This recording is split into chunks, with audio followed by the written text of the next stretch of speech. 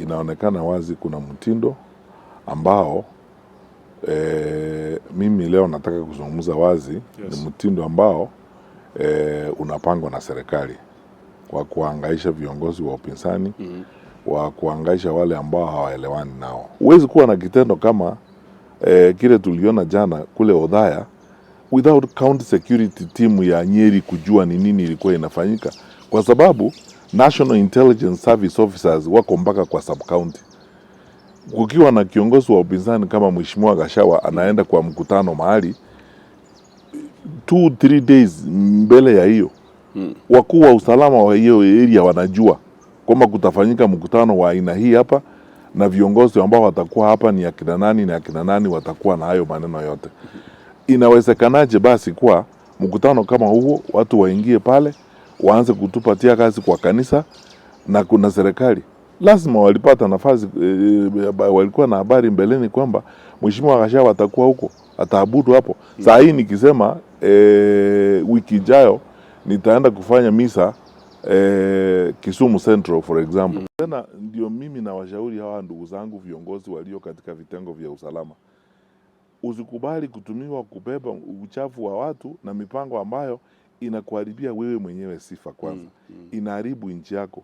Na wakati mwingine ikiendelea namna hii, ikifika mahali hata unaweza kushtakiwa wewe mwenyewe na hayo maneno, na wewe huna haja na hayo maneno. Wewe unataka kutumikia nchi yako, umalize kazi yako, ustaabu vizuri uende nyumbani. What happened yesterday in Othaya, Nyeri is very shameful, honestly. It's unthinkable that young kids who woke up in the morning to go to Sunday school would be tear-gassed in the manner in which they are tear-gassed without cause. There is no crime they had committed. They were not in the wrong place. They were in the place they wanted to be in at that particular time.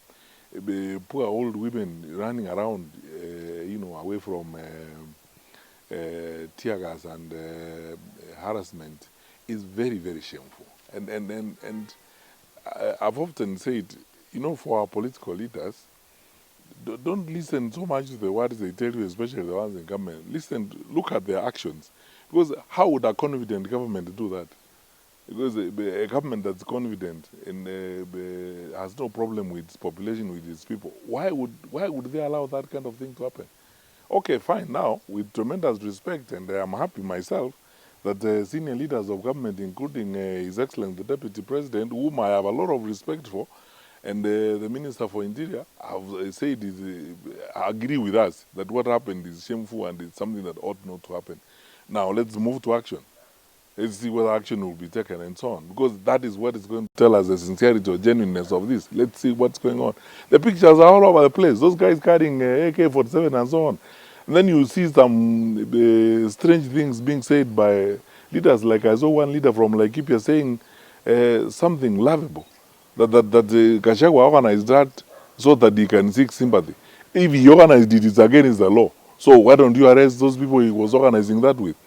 And this happened when Natembeya was attacked in Kabuchai. It was the same response. This is finally what is very stressful to me, to be honest with you, is this: 2/3 of these senior leaders in the security sector are people I worked with. I know them very well.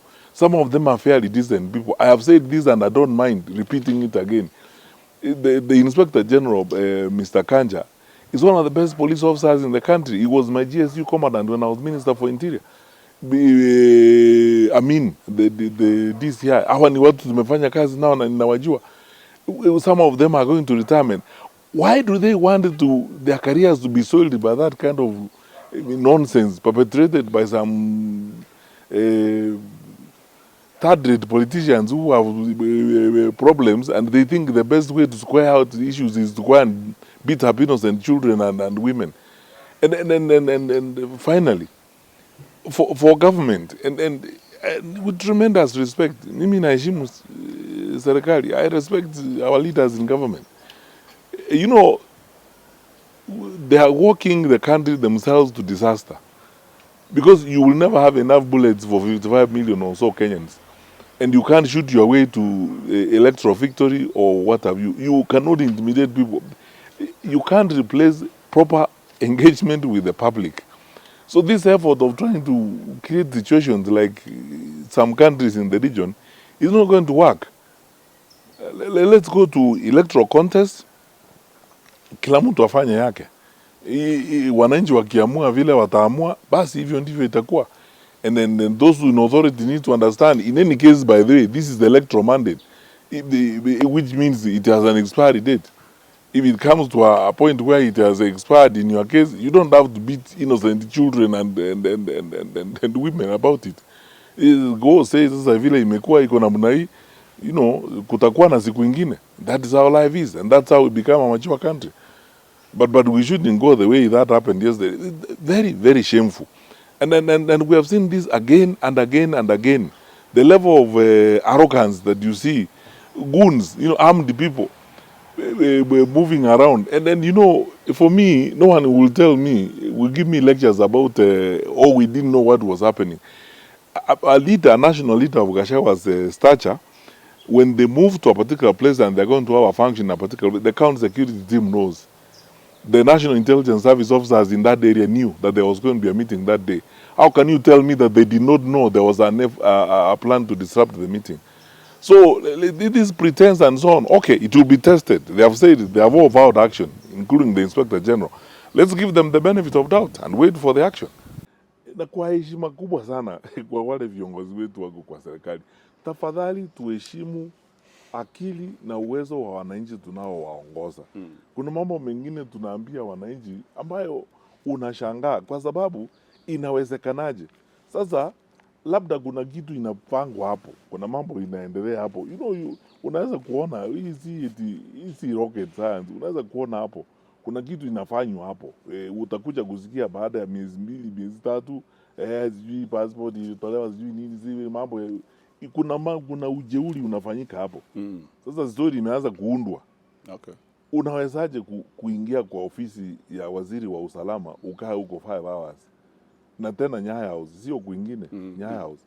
Sababu mimi nafikiri wakati mwingine naanza kukuambia kwa maoni yangu mimi, ile usalama huko kwa Nyaya House na management ya security kwa Nyaya House ni kali hata kuliko office of the president na Harambee House. Okay. Alafu sasa useme tuliingia hapo, hata ukienda kwa basement ni askari unapatana nao. Lazima iwe tu ni mambo ya watu wanani wamefanya.